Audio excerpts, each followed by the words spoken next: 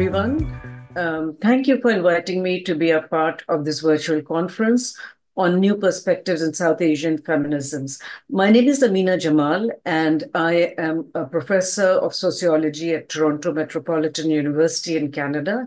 Today, I hope to contribute some diasporic perspectives by sharing information and insights that we gained from my current project, which is titled Critical Diasporic South Asian Feminisms in Canada. But first, I want to begin by acknowledging the land from which I'm speaking. Toronto, the city, is situated on the territory of three indigenous nations, the Anishinaabe, the Mississaugas, and the Haudenosaunee, who entered a treaty to protect and share the land. All newcomers, Europeans, South Asians, and others are bound by this treaty. Critical Diasporic South Asian Feminisms, the project that I want to talk to you about today, is a research project that included many rounds of informal discussions among scholars and researchers, and culminated in a virtual two-day symposium in summer 2021. The symposium discussions are being compiled in an edited volume that includes contributions from scholars and researchers ranging in geopolitical and cultural affinities from Parsi, Indo-Caribbean, North Indian, Bengali, Pakistani, South Indian, Bangladeshi, and Hakka Chinese. This two-year project was partially funded by the Faculty of Arts at Toronto Metropolitan University, by the TMU Faculty Association, and the Social Sciences and Humanities Research Council of Canada. It was a collaborative project, and so I would like to introduce my co-investigators who are not here today with me. Dr. Mariam Khan is an assistant professor at Wilfrid Laurier University's School of Social Work. Dr. Khan produces critical knowledges and works with racialized LGBTQ individuals and communities, religious, spiritual, and sexual minorities, and Muslim women in general. Dr. Jane Koo is an associate professor in the Sociology and Women's and Gender Studies program at the University of Windsor. She is a scholar of transnational and post-colonial feminisms and has been exploring her Chinese and Indian background through an autoethnographic approach. We also involved a community activist, Dr. Pramla Agarwal, who is a well-known and long-standing activist around issues of gender, race, workers' rights, and the environment. We all came together in 2021 out of concern for what we saw as deteriorating social, economic, and political conditions in the mainland of South Asia, which inevitably implicates diasporic communities, increasing public misogyny, ethnic and religious violence, widening economic disparities, and state oppression of dispossessed peoples. We were further concerned that diasporic activist involvement in South Asian politics seemed to be accelerating in contradictory ways. For example, there's evidence that Hindutva groups in North America aggressively participated in attempts to undermine the struggles against caste-based discrimination in academia. Other diasporic locations, for example, Sri Lankan, Pakistani, Myanmar, continue to be significant sites of political struggle for influencing homeland politics. These are the texture and part of diasporic lives, which we live amidst the ongoing tragedies that happen at the local and national levels here, such as the unearthing of the horrific genocide of indigenous children in residential schools, missing and murdered indigenous women, and of course the rising Islamophobic violence against Muslims, in addition to anti-Black racism and anti-Asian racism. Most of all, we shared a key concern that cultural political domains and the emotional force of South Asianness as a diasporic identity is being actively appropriated by consumerist, culturalist, and capitalist and neoliberal interests, as has been noted by scholars such as Gayatri Gopinath and Inderpal Grewal. We are dismayed that South Asians are often cited as white proximate model minorities in neoliberal nation states like Canada and the US. And these are then used to measure Black and Indigenous community and individuals' participation in civic and economic structures.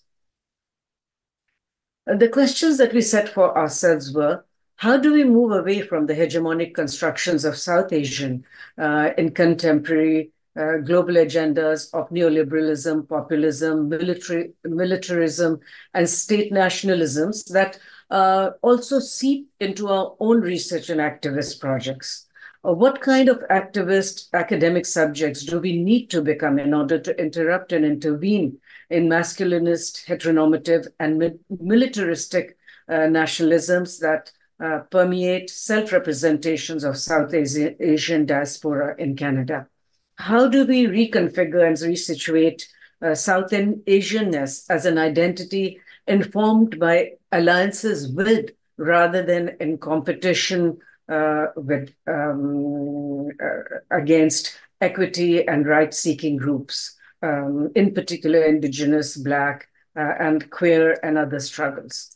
Made some of the aspects of our collaboration process and insights that we gained may be of interest to feminists everywhere. At this time, however, I want to focus on two main areas. These are questions of representation and the usefulness of concepts and theories developed by feminists for our critique and self-reflection.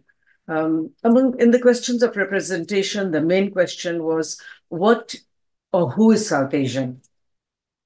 As anti-racist feminists, we acknowledge that the concept South Asian is a colonial construction meant to serve the exigencies of Euro-American global interests. In addition, scholars and activists have drawn attention to the ways in which an unproblematized South Asian identity in diasporic situation can produce oppressive forms of religion, culture, and language that bolster mythical histories of origin and return. We also feel the possibility of our project being misrecognized as another liberal attempt to construct an ethno-feminism that might be positioned among a range of minority feminisms ranked by their proximity to white feminism and demanding nationalist representation in the name of the autonomous Enlightenment subjects. As such, we use the name South Asian under erasure, which is a concept and a signifying practice employed by Heidegger and later Derrida and explained by Gayatri Spivak as, I quote, to write a word or concept, cross it out, and then include both in your writing in a way that ensures the fullness of its meaning. Drawing on Dipesh Chakrabarty's discussion of this concept, we consider our attempt as one that seeks to write together, quote, two different configurations, unquote, of South Asianness, as diasporic migrants challenging both settler colonial and South Asian states, at the same time as humans engaged in decolonization as a global project. We collectively affirm the need to underline a fluid and inclusive South Asian identity in Canada that recognizes heterogeneous embodiments and histories that transcend the South Asian mainland. For example, Canadian-born as well as diasporic generations from East Africa, Caribbean, East Asia, Middle East, and many others with complex and convoluted ties to the identity South Asian. So another aspect that I want to discuss is some of the feminist concepts and theories that we found particularly useful.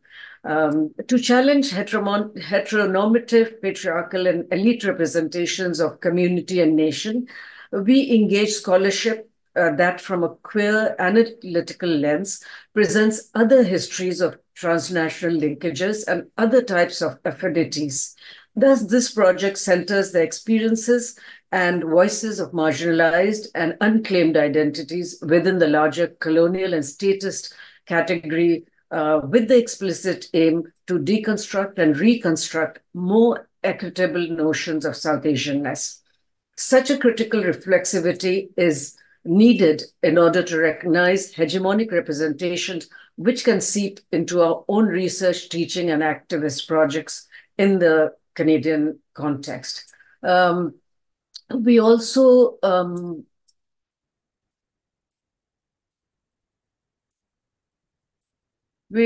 drew on the concept of intersectionality as developed by Black feminists like Kimberly Crenshaw, Patricia Hill Collins, and others, to understand the ways in which practices of power create new and unnamed forms of oppression that we need to recognize, conceptualize, and to resist. Engaging seriously with intersectionality was also a powerful tool for developing a self-reflexivity about discriminatory practices through which the South Asian diaspora promotes some of its constituent elements as desirable and erases or delegitimizes other identities as less worthy. These include the mobilization of South Asian identity by self-anointed guardians, leaders, and community spokespersons, including women as well as men, who serve as nodal points for the expansion of exclusionary and purist cultural, political, and religious projects of the homeland. Anti-racist scholars have noted the tendency of what one scholar, Mariam Khwaja Bazi, calls aspirational whiteness among South Asian and Middle Eastern Muslim immigrants.